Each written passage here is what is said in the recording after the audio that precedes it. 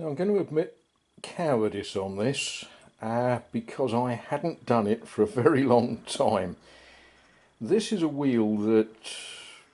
pair of wheels that a dear friend provided me with not that long ago, but I hadn't got round to using it. Now seems like a good time.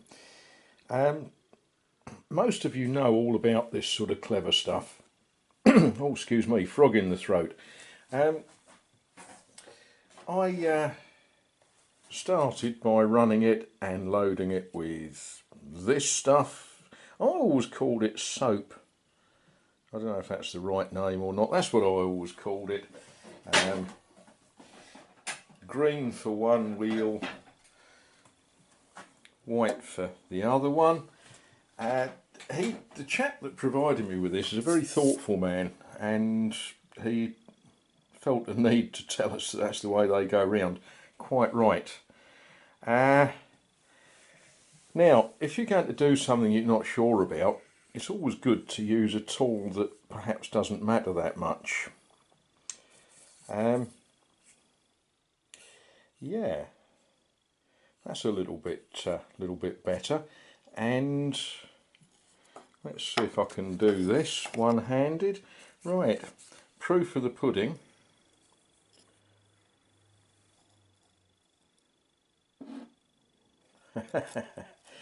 Yeah, that might want a bit more work, but I think you'll agree that that cuts. And I don't think this chisel has cut wood for 30 years. It might get a bit of use shortly.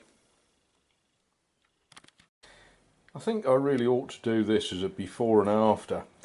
This is before restoration. I hope we can make that a little bit better after it. Yeah, crusty rust and nasty handle. I remember using this long before it got water damaged.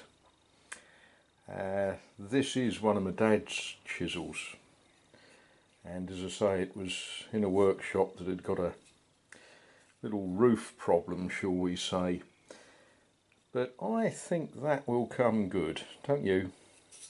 If it's good quality steel, which this one is. Well, I've attacked it a bit, and hey, yeah, Sheffield, home of the finest steel ever made, apart from Germany and France. And well, Englishmen say that Sheffield steel is the best, but I'm sure everyone else claims the same for theirs. I think this is going to come up quite nicely. Little bit of elbow grease, and we'll get this one back to a good, usable, shiny sort of condition. Well, excuse the background noise. That's the refuse collectors with their lorry. It being Wednesday, and they always collect on Wednesday mornings. Yeah, well, maybe 3:30 in the afternoon counts as morning in this part of the world if you're a refuse collector. Right, made in Sheffield, just like proper Bowie knives. Therefore, why shouldn't it have a nice shiny bezel? Looking at the staining on this handle, I think I might just leave that. It's stained where it's had water and muck get into it, and it tells a part of the story of this particular weapon. The important thing about a handle is that it feels nice, not that it looks nice. It should feel nice, and it's the right shape. And if I sand that down too much, we'll lose the shape. I don't know, I'll think about that whilst drinking tea.